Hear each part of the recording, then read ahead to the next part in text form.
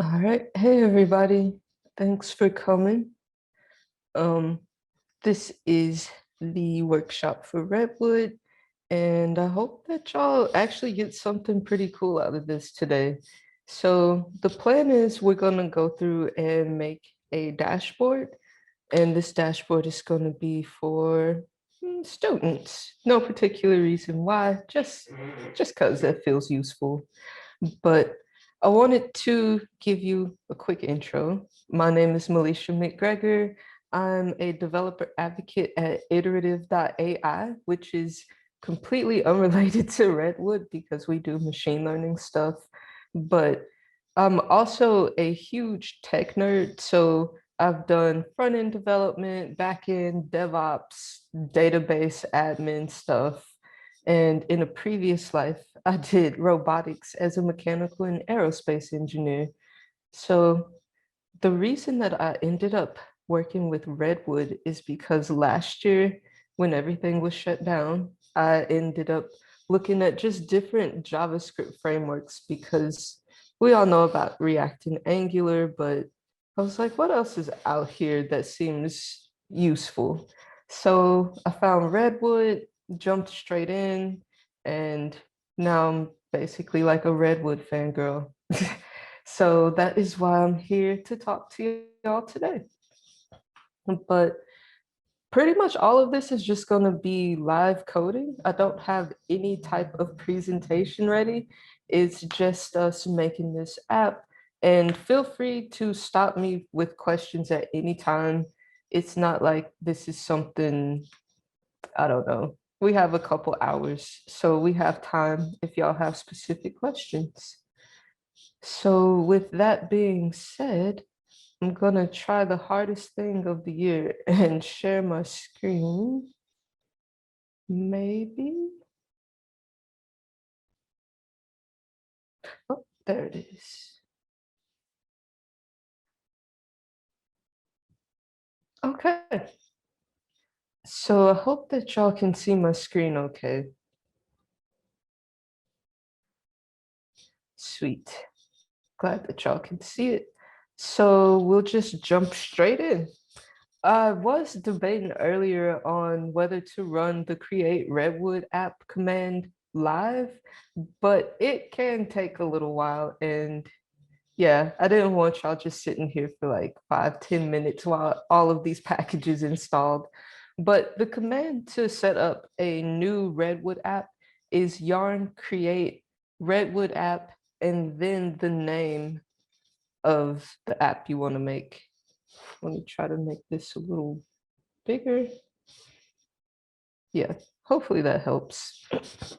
But you run this command, and we've named our project student dashboard, and it'll go through and install all of these dependencies and get Redwood basically bootstrapped and ready for us to work with. So they have some really good docs, which I'll be referencing throughout this workshop. And the community's great. Uh, I'm I'm gonna try to stop saying so many good things about Redwood, but I don't really have very many bad things. So since I've cheated and already installed and created this new app, I'm gonna go ahead and go to my repo and open it. And this is what you'll see after that create Redwood app command is finished running. You'll have all of these files and folders that you have never created. And one fancy thing I want to show you, if you run yarn rw dev, rw is short for Redwood. We'll be using the shorthand quite a bit. Oh, let me change my node version. Sometimes that happens. So make sure you're on node somewhere between 14.0 and 15.0. If you're on the newest one like I was, it will cause some problems and you won't be able to run Redwood. So this is doing some stuff, getting the front end and the back end running, and pulls up this in our browser, and ta-da, you're running a Redwood app right now, that fast. And if you ever forget which localhost it's on 8, 9, 10. I thought that was kind of cool and convenient so that you don't have to remember a whole lot. But when we run yarn rw dev, what that does, it starts up our Redwood app. And Redwood is based on a mono repo. Wait. Oh, okay. Yeah, use node 14. Thanks for that comment, Joel. But yeah, so Redwood actually works on a mono repo scheme. So we have our front end and back end packages together, but they're in these separate folders. So let's just go through what's happening in here. In the API folder, this is where all of our backend stuff happens. So this is where we'll be using Prisma to set up our database and seed some data, which we'll do in here. And then in the source folder, we'll have some stuff for our GraphQL backend. So the GraphQL folder will hold the types for our queries and mutations, and services will come to hold the resolvers for our GraphQL backend. And that's pretty much it for the backend. We have this package.json so that you know it's a different service. Then we have the web folder. This holds all of our React front end code. So in the source folder, you'll find some stuff that's already been bootstrapped for us. We have the app. We have a couple of pages. So if for some reason there's a really bad error, Redwood already has something to handle it for us. And if the user navigates to a page that doesn't exist yet, Redwood already has that covered. Then in layouts, this is how Redwood handles basically the layout for different pages. So instead of worrying about the styles that need to be applied to a certain page, you just put the routes in the layout and it automatically updates everything for you. And then components is pretty much where we put everything else. So if you have any styled components, we're gonna see how Redwood handles data in a bit, and that's gonna add quite a few components here. But that's what the components folder is. And then here in the routes, you'll see this is just our routing. So few comments in here because Redwood's good about commenting code. But now that you've had kind of a quick walkthrough of what all gets installed with Redwood, let's go ahead and stop running the app right now. And I'll clear out my terminal. And we're actually going to start with Prisma. So we're going to set up our database and we'll be using Postgres. If you don't have Postgres installed locally, if you just go to the, I think it's postgresql.org site, we can take a look at that real quick. Yeah. Yeah, so if you come to the postgresql.org, you can download it for whichever operating system you're working with. But now that you know the database we're working with, let's go ahead and go in this API DB folder, and we're going to start by updating our schema. So the first thing we need to do is change our provider to PostgreSQL because we're working with a Postgres database instead of MySQL. And I'll save that. And you'll notice we're reading our database URL from the environment. So over here, if you open up the environment file, you'll see that there's this commented out line for the database URL. So go ahead and uncomment that. And you're going to want this, you want this to be your connection string to Postgres. So I'm super original when I come up with my username and password for my local instances. So these are my credentials, and no, they're actually not that unique. They're pretty simple. So my username is Postgres and my password is admin. So when you did set up your Postgres instance, whatever username and password you gave it, that's what these two values will be. And I'm not running on postgreshost.com. I'm running on localhost.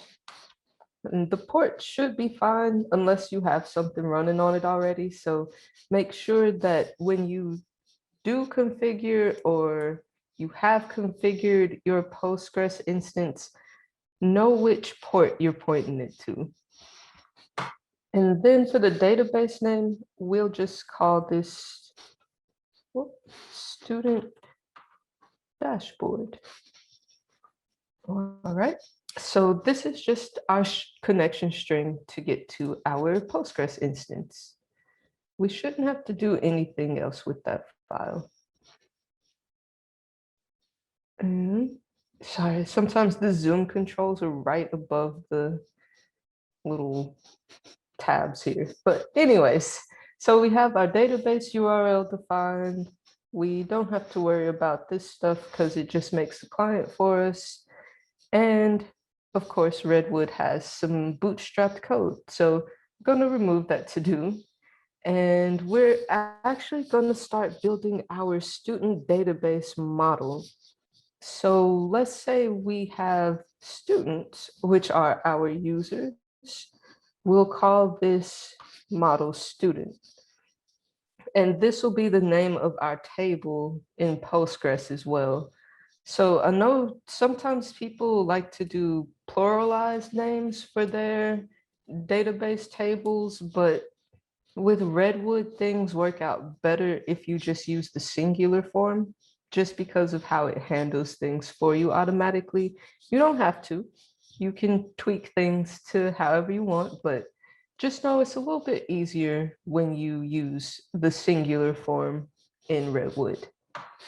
But we'll keep going. So we have an ID, email, we'll keep that. We should probably know their name. You don't really want students in your class and you don't even know their name. So we'll add first and last name. And let's add a role, which will be a string. So we have our student model and we're going to make a few more things. So something else that students probably care about are their grades. We want to make sure that we have a way of storing their grades in the database. So we'll make a new model called grade. And we'll give it an ID just like the student. So I'll copy and paste that down here.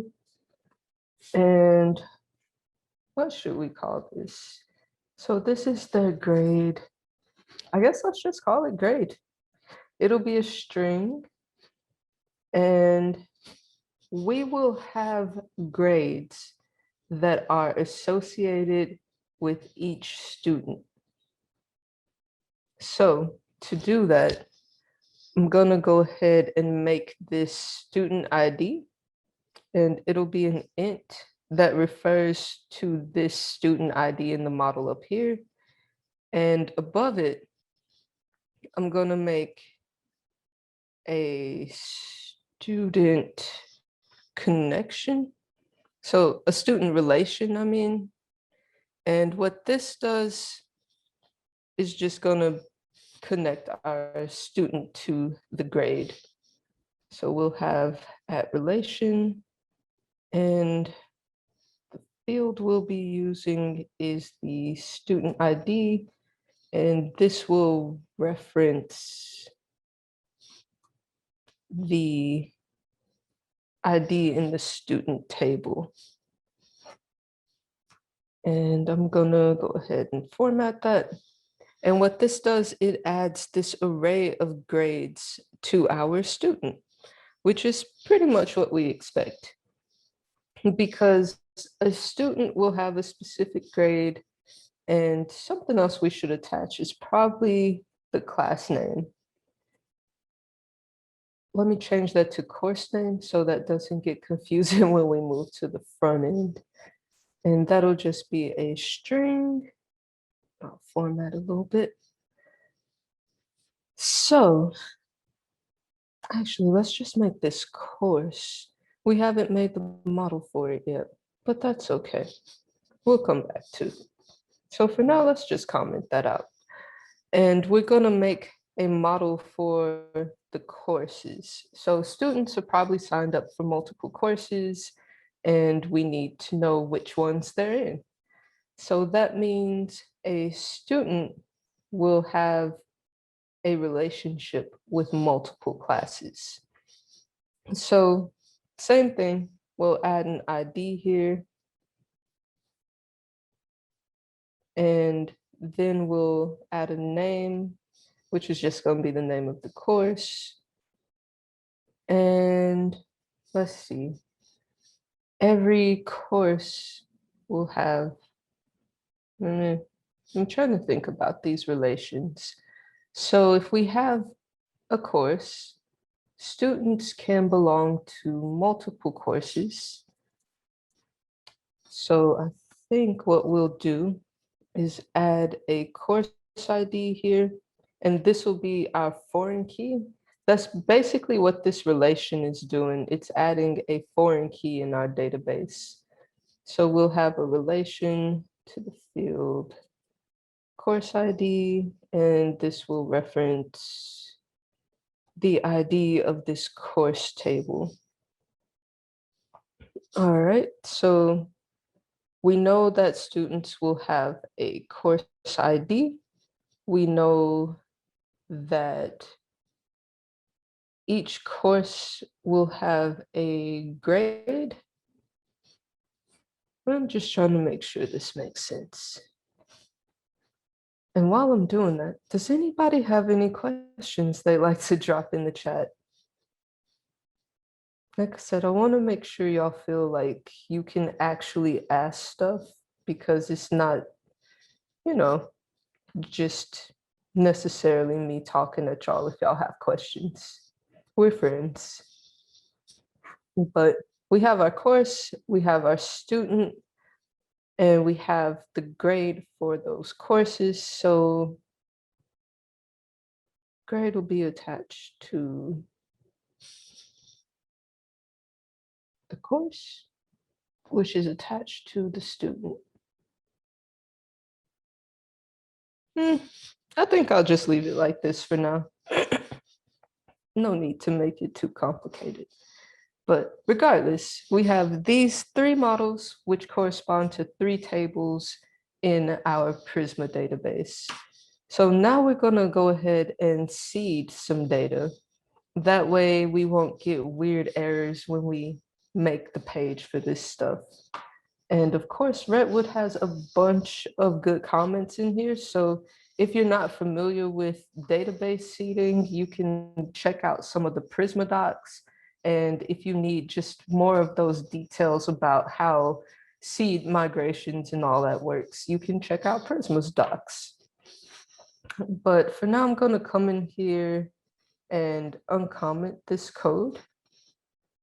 And we're going to do something similar to this, but we're just going to make one entity for each table. So I'm going to delete a bunch of stuff, like a lot of stuff. So I'll get rid of pretty much everything except the weight.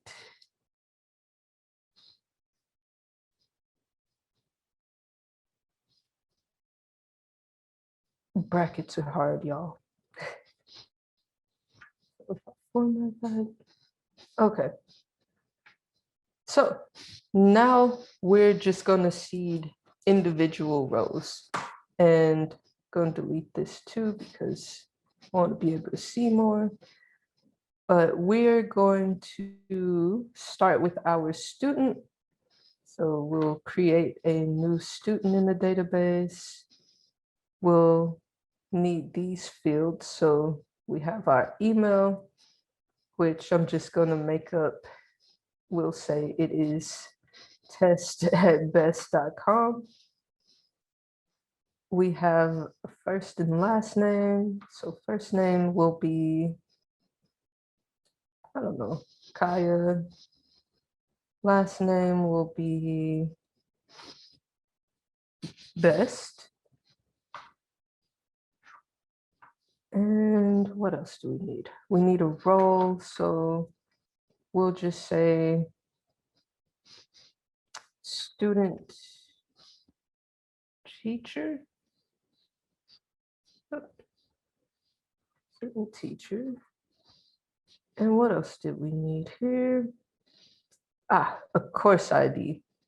So when we make the course, which I'll actually do that before we create the student, it'll make a new ID. And since we're auto incrementing an integer, it's just going to be 1. So that's how we know what the course ID here is. And actually, I'm going to go ahead and swap these two things around, just so it looks like we're actually writing stuff. And I'm going to copy this await here and paste it up above. And we're going to create a course now, which will be a lot easier because there's only 2 things to put in there. So I'm going to delete all of that. And in here will just be name. And we'll say Redwood. Yeah, that's all we need in this one. Sweet. And then we'll make our seed data for a grade. So we already have our student. I'm going to copy this. And we'll make a grade, which will just have the grade and the student ID. So we're going to say that everybody here today gets an A. And the student ID is just going to be 1, because like I kind of explained earlier, since we are just auto incrementing our integer for the ID, when we run this seed, it will make a new student called Kaya, and her ID will be 1. So now we have everything in place that we need to run a migration. So let's see if I actually typed everything right. And we'll run yarn rw Prisma migrate dev.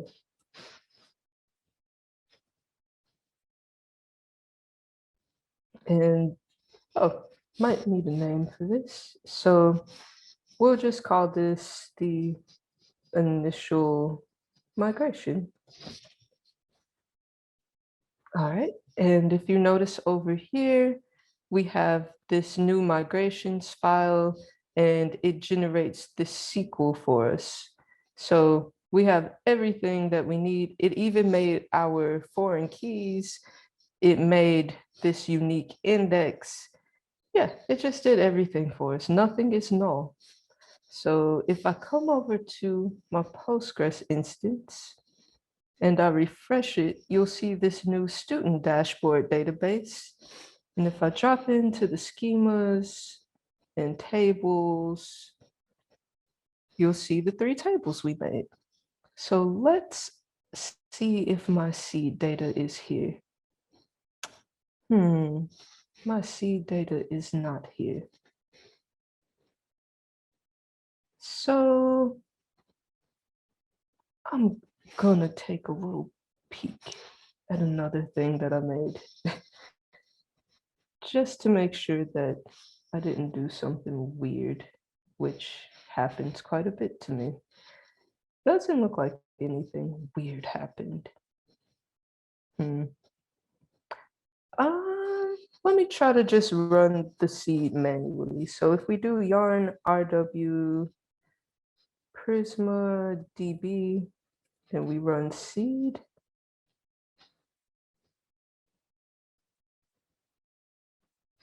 okay, it says it's been seeded. Let's see. Yep, there we go.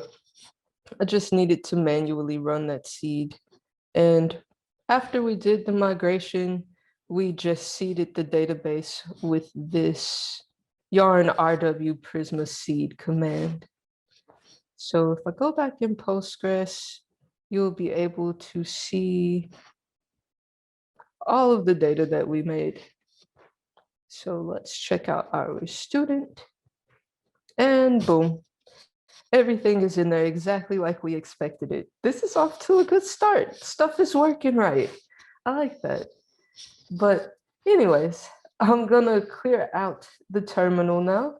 We have our backend in place, at least the database part.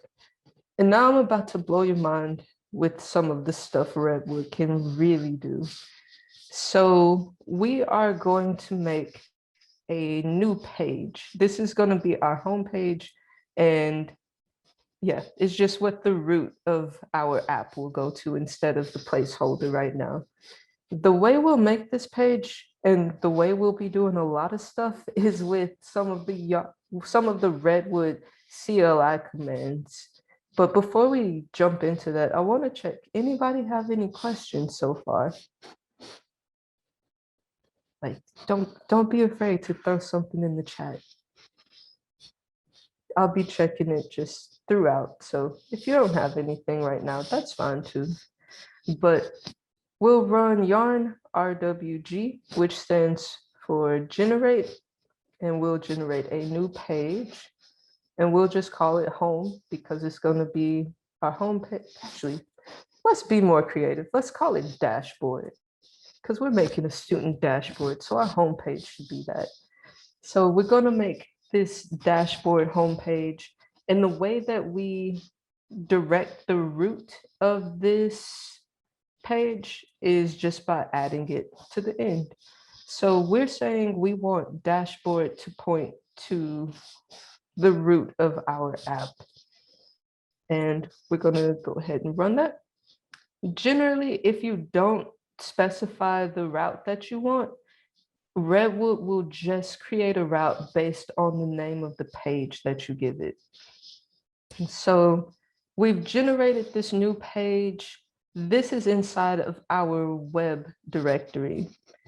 So the first thing I want to look at are the routes. If you look here, we did not add this route. It was auto-generated or automatically added when we ran this one command. And now if we run the app, it will go straight to this dashboard page. So if we go into pages, you'll see this new directory called dashboard page, and it has the dashboard page component. We have a storybook story for the dashboard page in case we want to do some kind of component driven development, or we just want to test this component in isolation. And then we also have tests already. Redwood generated all of these files pre-populated with stuff for us just from this one command. And this is where Redwood started to, I guess, steal my little tech heart. It does so much for you, but it doesn't do it in that black boxy kind of way that a lot of frameworks do. You can go in and edit all of these files. If you want to completely gut this, you can. Redwood doesn't hide anything from you, which is really nice. So we're in this dashboard page, and I'm going to run the app with yarn rwdev just so you can see what this looks like now. Okay, so it's loading up for us. And you see, this is not that placeholder we had before. This is exactly what is in this file here. So this is going to serve as our dashboard home page for everything. But before we get too far into this page, I want to show you the cool thing. So I'm going to open up a new terminal down here, and we're still in the same directory. but we want to be able to add new students. We want to be able to add new courses, and we want to be able to give students grades.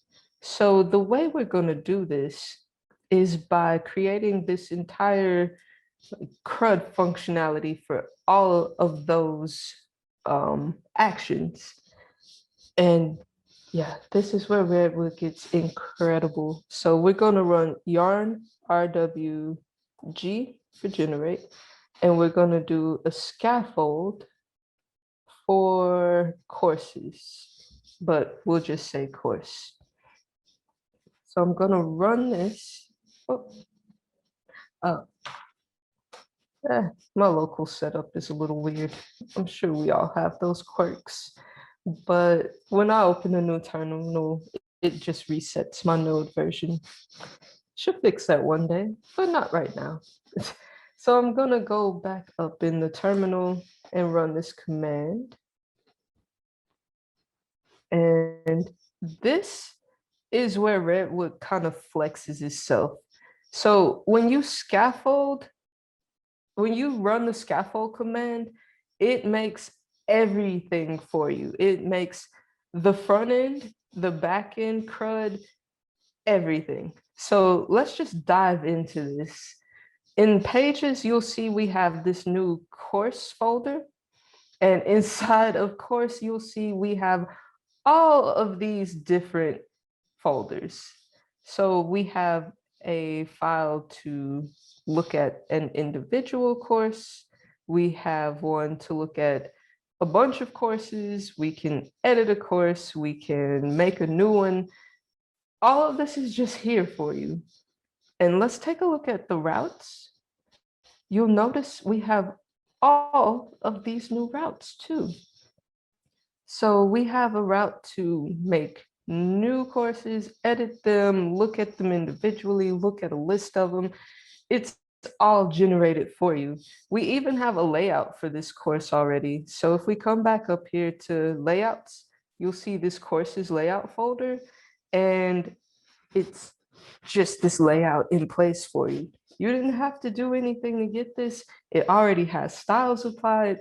It's just nice that it did everything for you. But that's not all.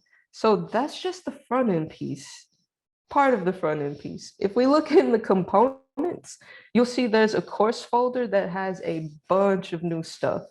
So if we look at this course file in particular, you'll see that we have a bunch of stuff in here that handles the course details. We can edit, we can delete. It even has the GraphQL mutation in here for you. Like, it's already there and it's already being created, basically. So we have that for one page. Then we have this course cell.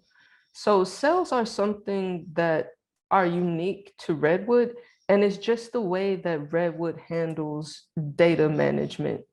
So you're able to pull in your course information through the GraphQL query, and this cell handles it for you.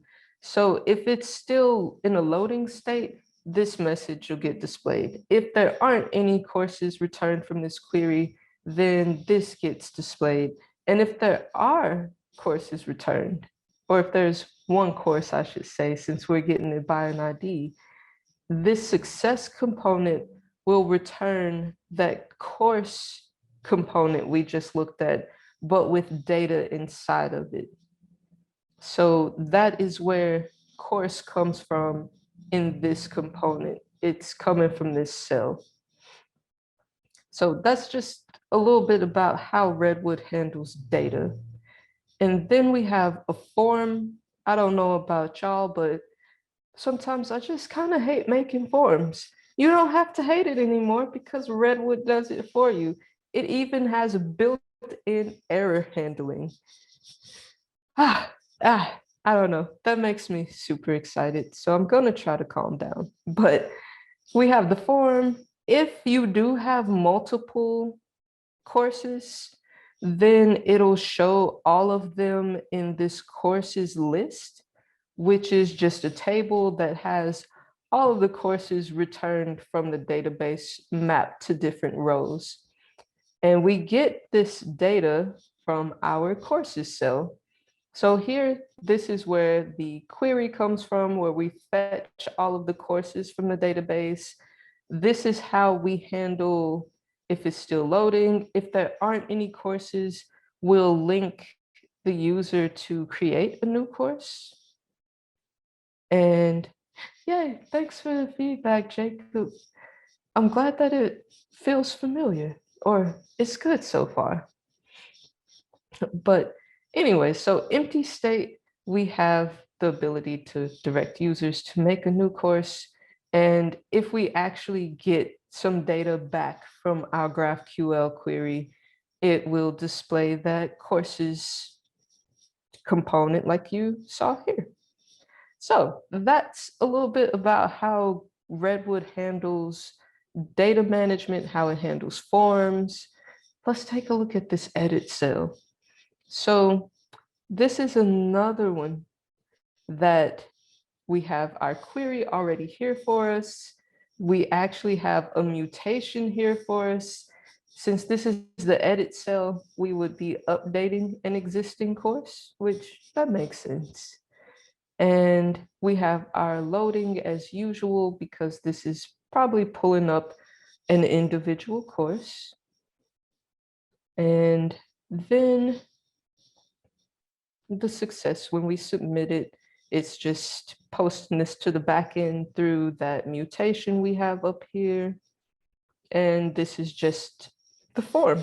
So that's all happening here. And then in new course is super similar.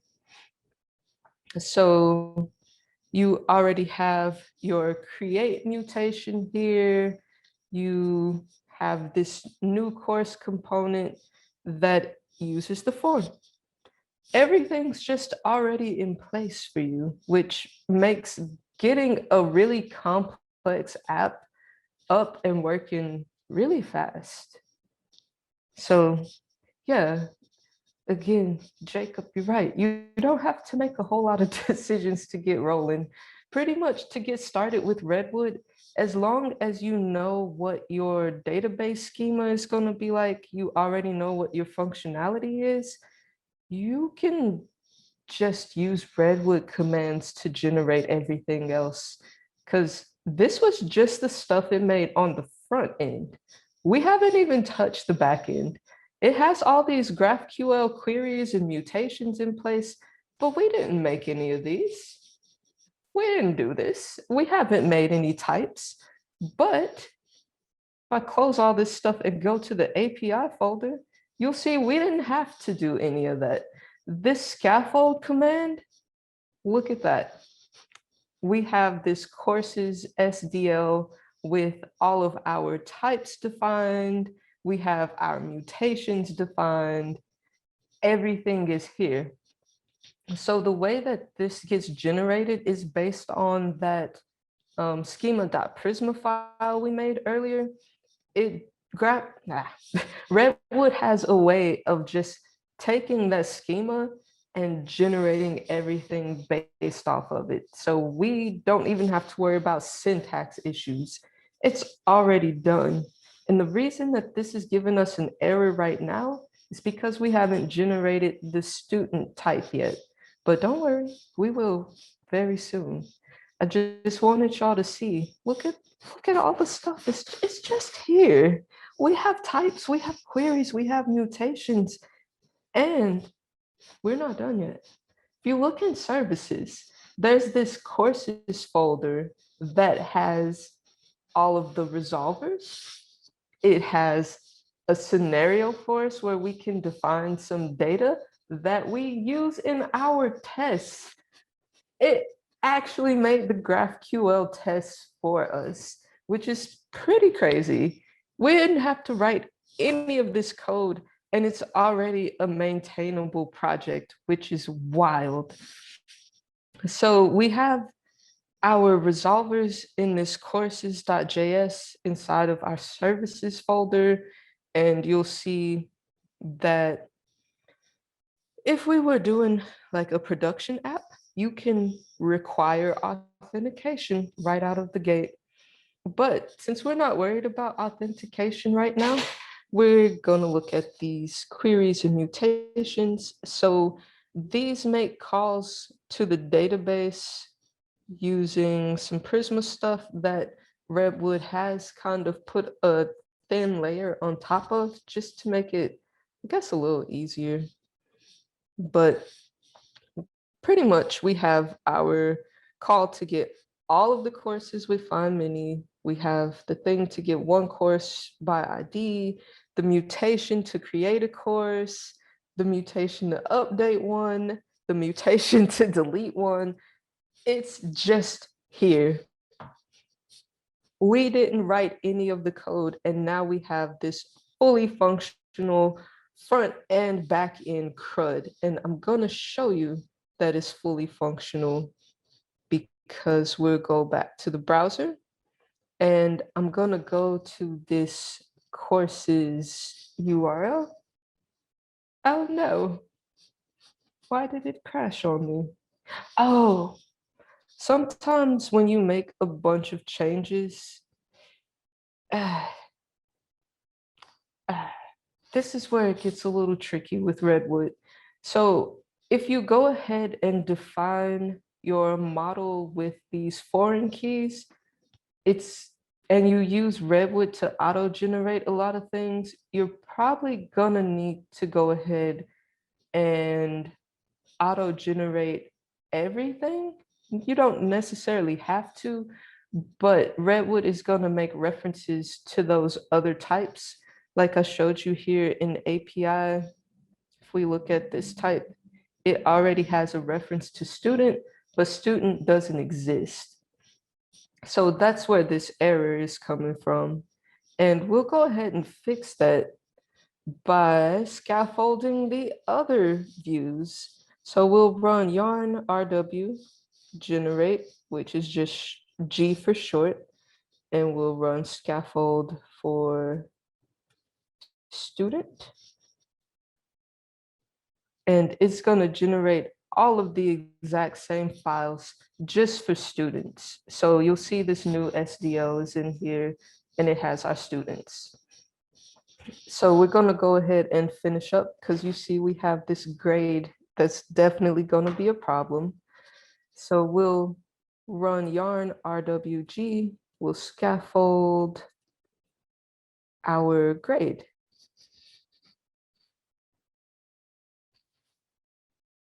Okay, so now that we have everything in place, we should be able to run this, but I might need to restart the server. So let's see what happens.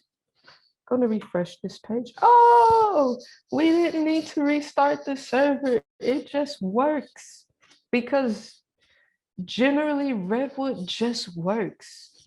Like, it's the thing that I enjoy the most about this framework. I've done quite a few live demos with it and it very rarely breaks. And if it does break, it's probably because of something that I did or I forgot to do. Just like you saw a second ago with getting this courses view to show. But what we have here is this table with that data we seeded in the database. If I click show, boom, it's just this course one detail. If I edit it, it brings up the form where we can change this to, I don't know, Redwood Prisma Day? Yeah. If I stop hitting caps lock, that might be nice. But we'll save that.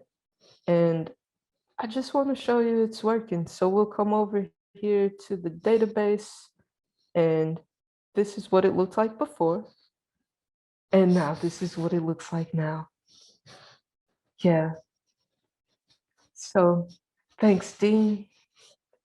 I'm glad that this is making sense. I hope y'all are as excited as I am. I'm really trying to keep it not, I'm not trying to fangirl too hard here. But Anyways, you see, we haven't written any code outside of making that model.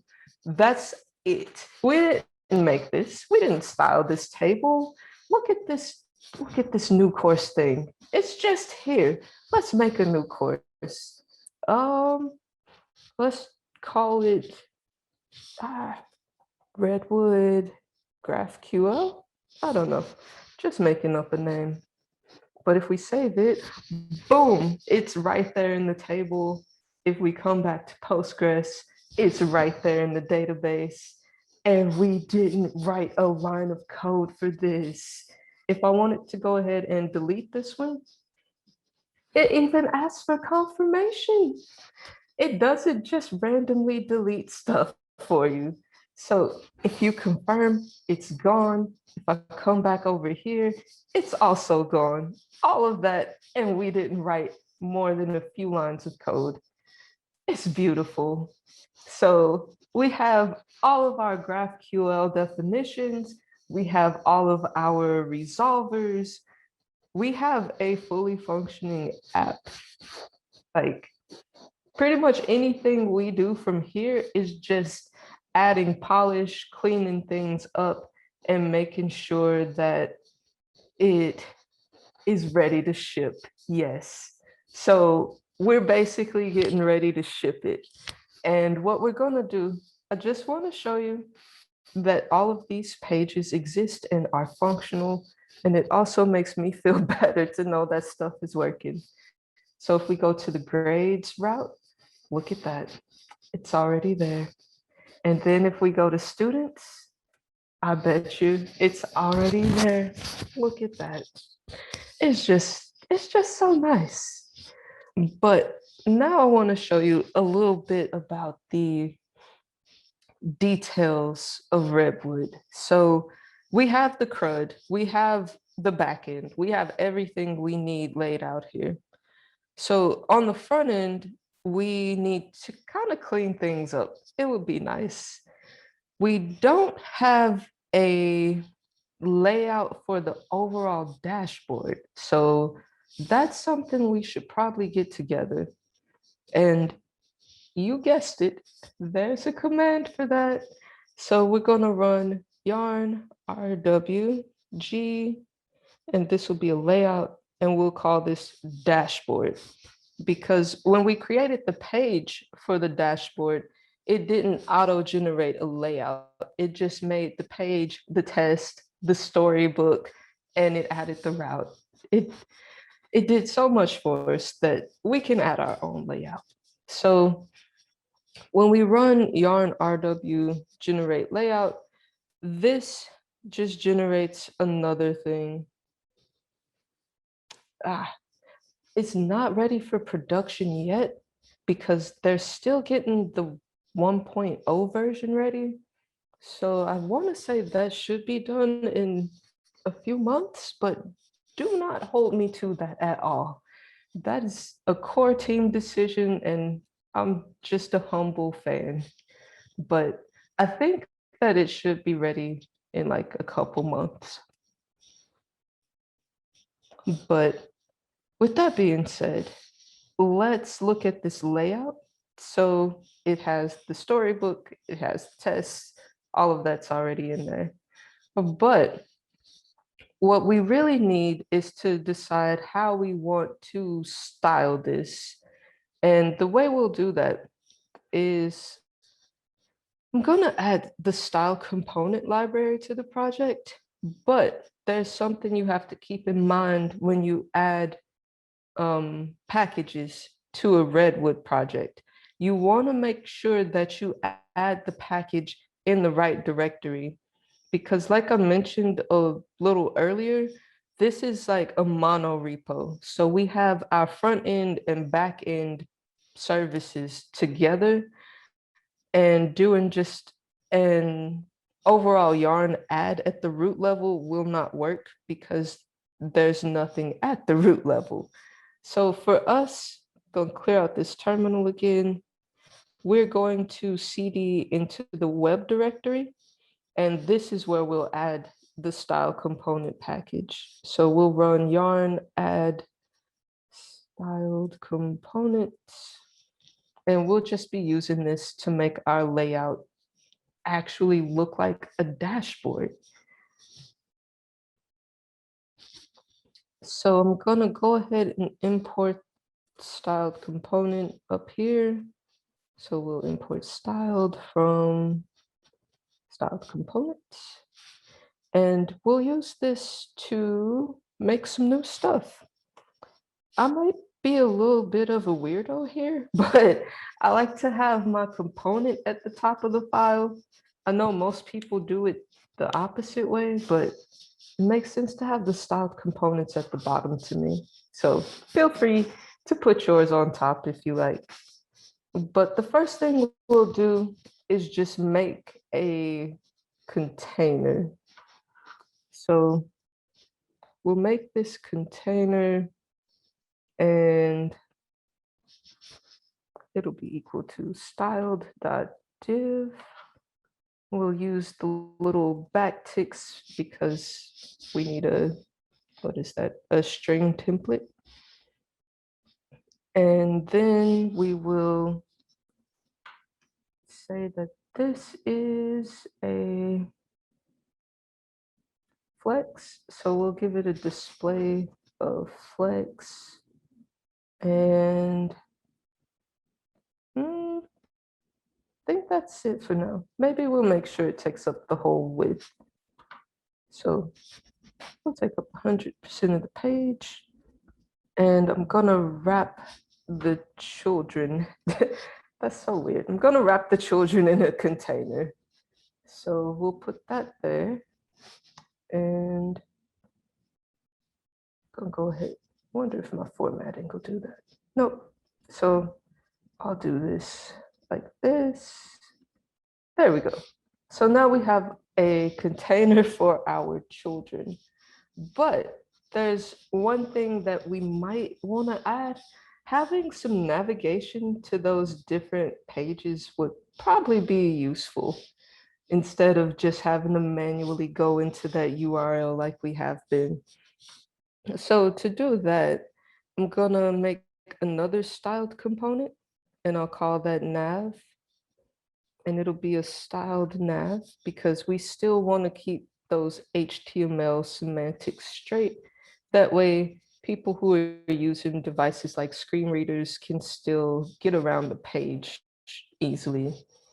So that's why we're using the nav here.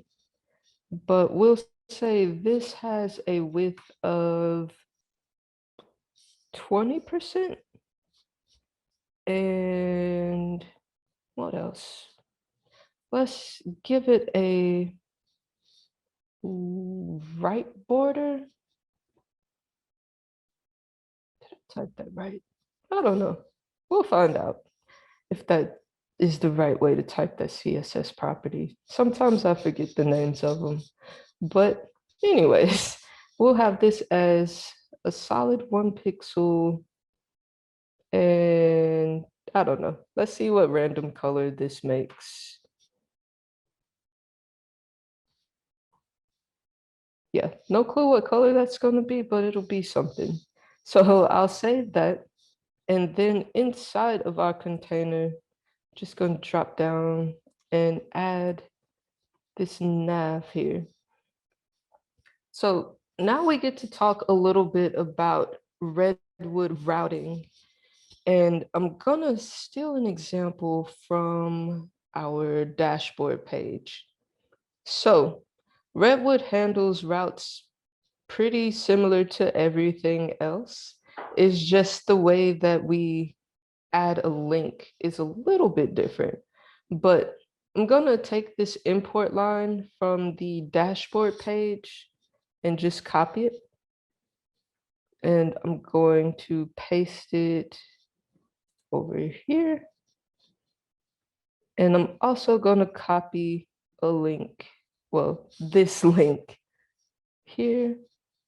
And we will put this inside of the nav. So now I have a link to the dashboard, which just takes us home.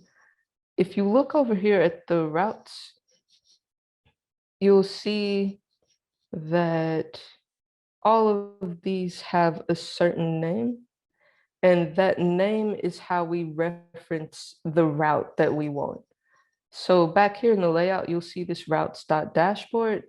Well, that is referencing this dashboard name. So that's where those things come from. I'm gonna do this, and we'll copy and paste this, I think 3 times enough. So we'll go to our courses page. We'll go to the students page, and we'll go to the grades. And just because I feel like that's gonna look really funky, I'm gonna add another style. So inside of this nav, I'm gonna add a child selector thing. So on this, we'll say that we'll add a padding to the bottom of 18 pixels. And the CSS might not even be right. We'll find out here. So let's go back to the browser and go home. Oh, something we might need to do is actually use this layout. So if I come back to the routes, you'll notice that we have these set components that wrap certain routes in certain layouts. So when we were running that scaffold command, it was generating these routes wrapped in the specific layout for that page. But now we want to apply this dashboard route, this dashboard layout to all of the pages. And we'll do that real simple. We'll use another set component. So at the very top, we'll have set wrap equals dashboard layout. And that probably, yep, it auto imported that for me. I don't know if it'll do that for everybody or if that's just part of my settings locally, but it's there. So we'll close that tag, and I'm gonna take that closing tag and move it right down below the dashboard page. So I'm leaving the not found page out.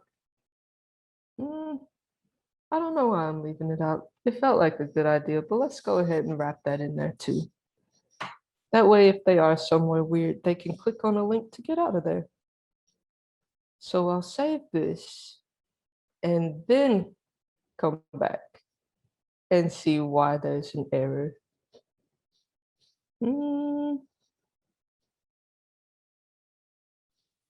It shouldn't matter, but I'm gonna import that. Let's see. If I refresh the page, yeah, it's here. It's pretty ugly, but that's okay. It is okay, because I just wanted you to see that we can do this. So if we spend a little bit of time just styling this, what I really wanted to do, now that I think about it, was make this display flex, and then we'll do flex direction is column. Let me see if that did it. Yep, that is what I was going for. So if maybe if I add that back and do all of those with the padding bottom of 18 pixels again. Okay, that's starting to look like something, right? So I'm gonna try not to spend too much time on styling all of this, but the next thing we'll do is just add a container for our children. That's so funny to say, but we'll make a new container that we'll call component holder. Names are hard, y'all. So this will just be a div with those same template strings, and we'll give this a width of, let's say, 75%, and we'll give it a padding. Might not even need that width, but we'll see in a second. So giving it a padding all around of 24 pixels. And now I'm gonna wrap the children in this component holder. All right, move that tag down here and save it. Hey, it looks okay. We'll take that win. So the last thing I'm gonna do as far as styles on this is probably just add a height of 100 view heights. That way this takes up the whole page. So maybe I need to do that at the container level. Yeah, that looks like a dashboard. That looks like a real dashboard, y'all. I'm okay with this. So now that we have that in place, let's actually click through. Now it looks like something people might actually log into and do stuff with, because you can navigate around. Let's say I go to the wrong page, it still gives me that page not found. Did I wrap that page not found in here? I did. Well, not found does his own thing. We can edit that. It's just the way that Redwood put it in initially. But let's add a new course just to show you something real quick. We'll call this GraphQL again. I'm gonna add a new student. How about best@rest.com? And we'll have Beth Bolin, and she's just a student, but she's in that new course. So we got that. And then we will give Beth, which her ID is 2, we'll give her a B. Okay, so we got that in place. Now I want to show you what happens if you need to make updates to your database. So this is pretty common. Sometimes you'll be working on a project and a client will come back, or product will come back with a new requirement, and you need to completely update your backend. It happens. So in this case, let's say that on the students table, do we want on student? No.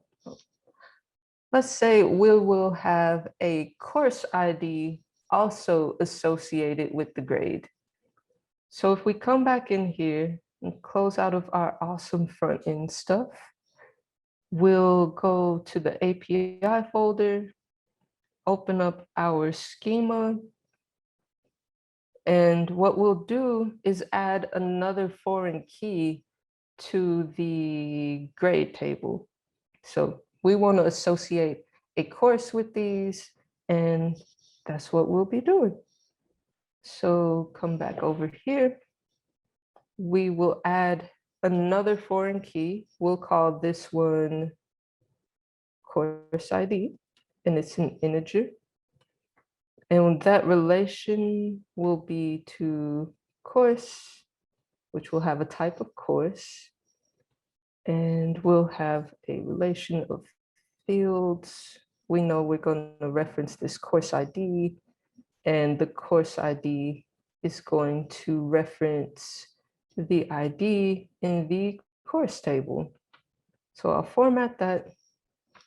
And you see when you, there's some shortcut key I have, but whenever you make a foreign key relationship, you'll notice that it tags the table onto it makes a reference to the foreign key table on the primary table, if that makes sense. So you got to have that there so that the two tables are connected. So I'll save this and come over here, clear my browser, clear my terminal like I normally do. And then we'll run yarn rw prisma migrate dev.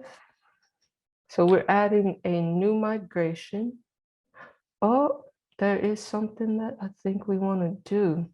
So since we're adding a new value after an initial migration and we have data in the database, we probably want to make this course ID optional.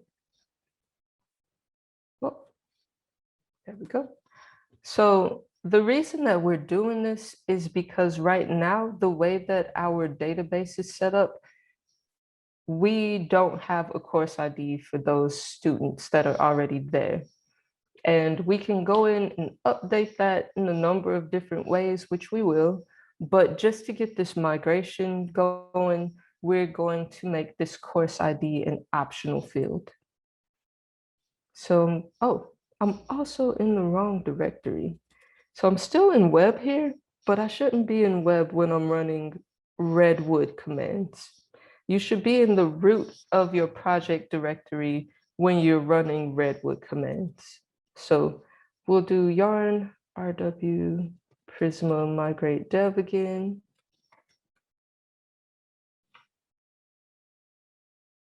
Okay, that's better. And we'll say we added course ID to grade. Okay, so now that field is on our table, we need to go ahead and update a couple things in our GraphQL. So we'll update this to have the grade type to have course, which would just be course. And we're not going to include the exclamation point because these are optional. So we'll have a course ID of int. Let's see. Probably need that course ID for creating a new grade. And we'll also need it when we update the grade.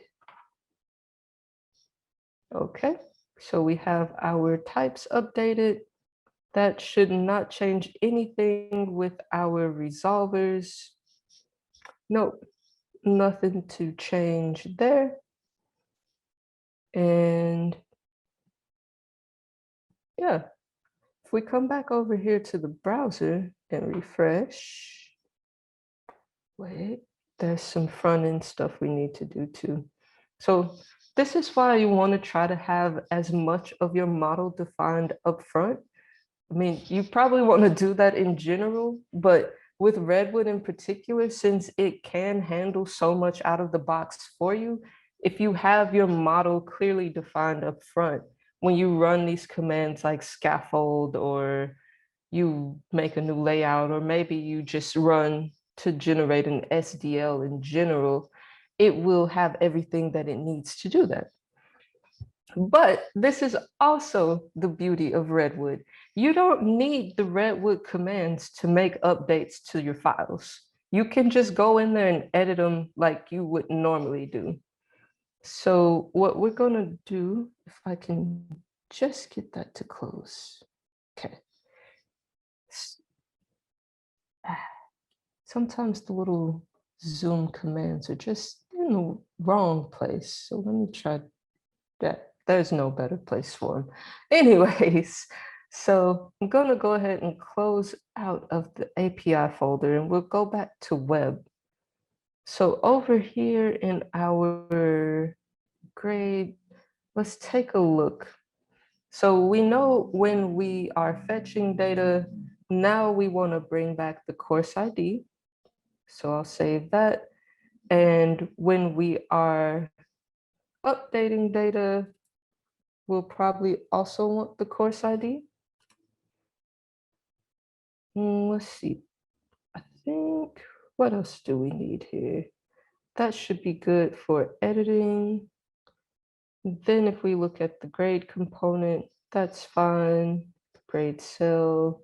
Let's bring in the course ID.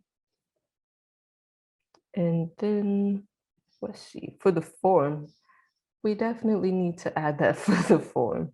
So the good thing is that we can just do some copy pasta. So we'll just take the student ID field, copy it, and paste it below, and just update some names. So this will be course ID, tap that in. This will be course ID. What else will be? Everything is course ID now. So we'll have that. And what else? That. I think that is all of the course ID updates we need here. Yes. So let's take a look at grades. We don't need to update anything in there. Look at that cell. Probably need to bring in this course ID here. That's it there. Then new grade.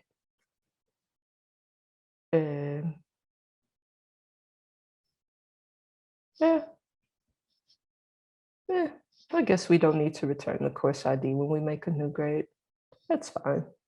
So now with all of that in place, if I refresh,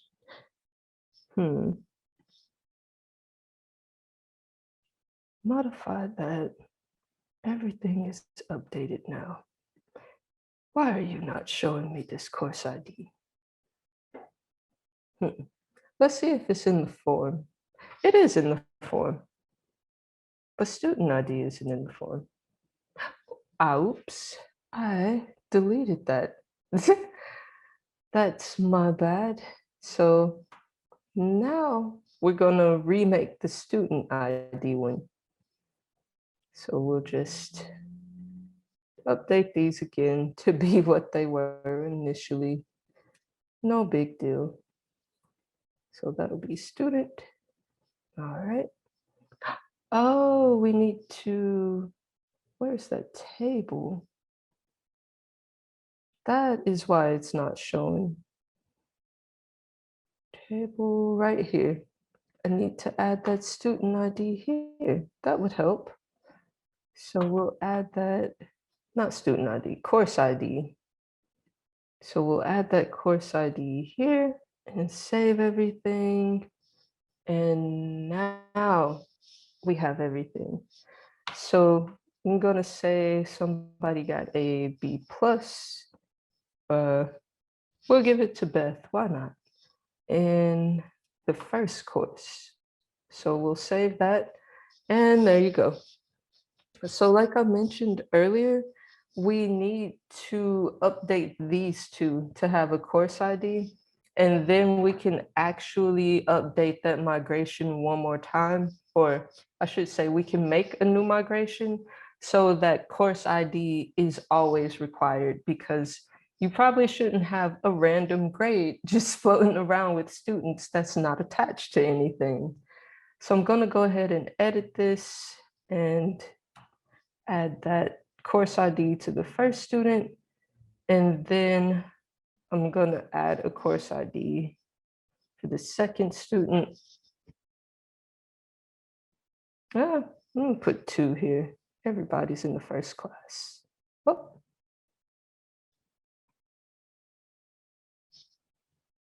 Oh, wait, did I put 2? Oh, that's right, we deleted that, so this will be 3. So those auto-generating IDs, if you delete anything, then that ID is no longer valid. But anyways, we have a new course ID and all of that good stuff. So let's come back here and update our schema.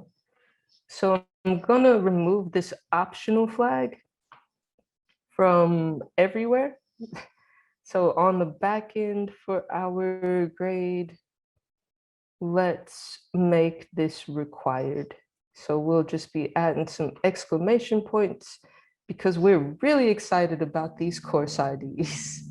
So we've got that in place. Now I'll switch terminals, clear that one out, and we'll run another migration. So yarn rw prisma migrate dev. All right, and now we'll make made course ID required on grade. Okay. So now we're able to make this a required field for all of the future inputs. The only reason we didn't do that before was because we had existing data that did not have a course ID attached to it yet. But since all of the data in the database has a course ID now, we are good to go. So this is actually it. This is what I have for you for making this Redwood dashboard with Prisma. And I hope that it was really informative. I hope you got as excited as I did because we did a lot of stuff without writing a lot of code. And I'm gonna push this repo up to GitHub here shortly, and I'll drop a link to it in the Prisma Day channel in Slack. So if you wanna take a look at this code in more detail, it'll be there for you here in a little bit. But before I disappear, I wanna know, do y'all have any questions whatsoever? Like, this felt like a lot, but at the same time, we really just ran a few commands. As long as you're comfortable with React, GraphQL, Prisma, or just some general database setup stuff, you're pretty much good to go with Redwood. So does anybody have any questions for me they'd like to put in the chat? Or you can reach out to me on Twitter at Flipped Coding. I can drop a link to that here. So, oh no, that's not it. So yeah, if you have any questions about this or anything else Redwood, GraphQL, Prisma related, feel free to reach out to me on Twitter or in the Prisma Day channel on Slack or wherever else you can find me on the internet. So I'm gonna open it up or throw the offer out there one more time for questions. Ooh, is it possible to map a Prisma response to a class that includes methods instead of a plain object? Yeah, I don't see why not. So I think, are you talking about here in our resolvers? Let me get one open real quick. So do you mean we have a method in like this delete function instead of just doing a plain old object thing here?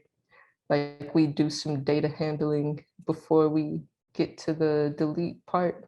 Is that what you mean, Eduardo?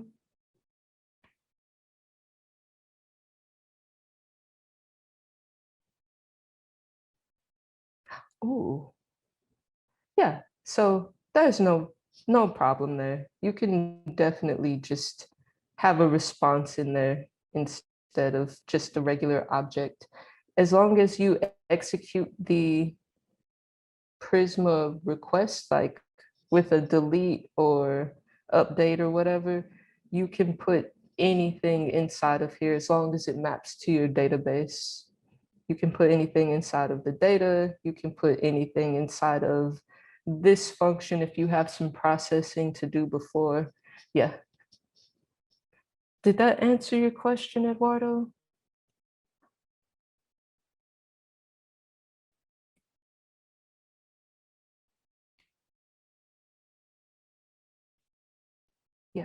think so.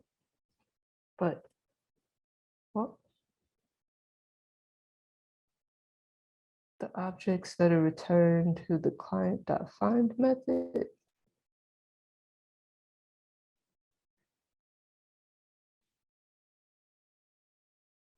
Oh, you're fine. No worries about the English. I barely understand English myself, so no worries. Um, do you mean over in the web? Like, let me see. Do you mean like in here?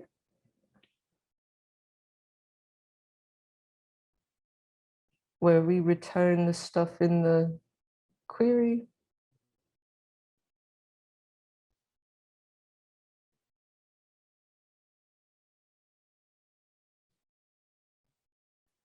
And then Jacob, to answer your question, you can host it on Netlify, Vercel. Those are the two that are just off the top of my head. But yeah, there's a couple of other places that Redwood has really good host support for, but it's somewhere in the docs. But I know Netlify and Vercel are already up there on the list.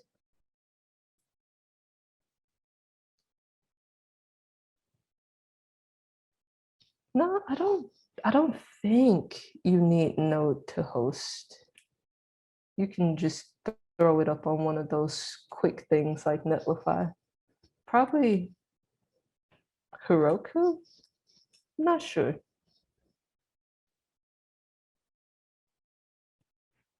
Oh, you mean the client object of Prisma. So, Eduardo, you mean actually inside of the Prisma um, command? I think I got you. So you can still map to stuff. Like, let me, where, where is one of the good ones? Let's look at grades maybe. Yeah, so basically what you could do is inside of here, if you had like, I don't know, specifics of what is in the database. So you could have something like, I don't know, what did we have in grade? Course ID would be equal to input dot course ID, or maybe you have it as course number or something. So yeah, if you wanted to destruct that object like that, that's fine. There's nothing stopping you from doing that. As long as when it gets to the database, it matches the model that you made, whatever you do inside of that object is up to you. And I think, does that answer your question, Eduardo?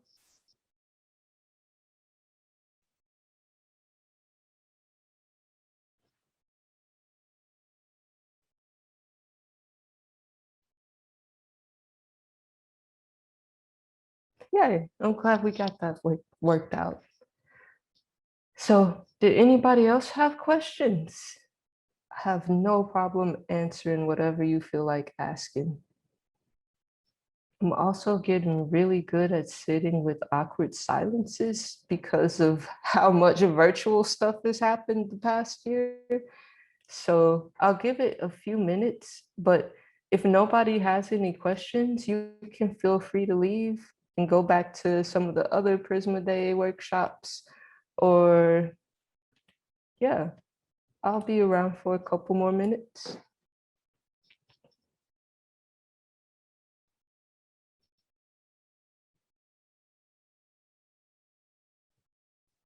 Oh yeah, this is recorded too. So if at some point you do want to come back and look at this talk later, I'm not sure when the people at Prisma are posting these videos, but it will be live at some point.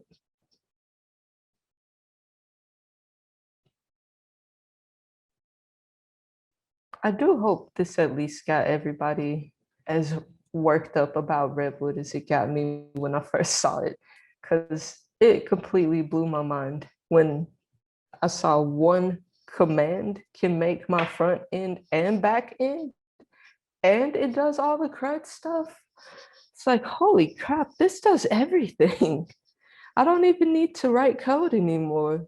But when you start adding some of the, like, after you get past the initial setup and you need to start adding features and you need to start making updates to things, it gets back to the regular code. It's just Redwood gives you such a big jump out of the box that you can get to feature implementation and start iterating on things like that a lot faster than you would if you had to build out the form, build out the GraphQL services, and build everything. So it's just a great way to get you jump started.